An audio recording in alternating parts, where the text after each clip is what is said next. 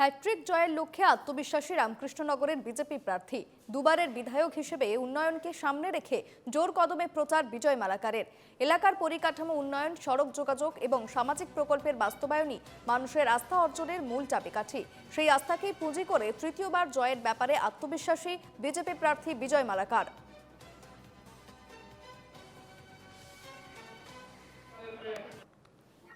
আপনারা জানেন এই সমষ্টির 7 বছর আমি কাজ করেছি।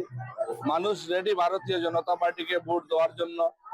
নরেন্দ্র ভাই মোদীজি, বিশেষ করে আসামের মাননীয় মুখ্যমন্ত্রীর কাজের উপর ভরসা রেখে মানুষ বিজেপিকে ভোট দেওয়ার জন্য রেডি হয়ে আছে এবং 7 বছরের আমার কাজও দেখেছেন মানুষ। তাই মানুষ রেডি আছে। আমি শুধু জায়গায় জায়গায় যাচ্ছি শুধু আশীর্বাদ নেওয়ার জন্য।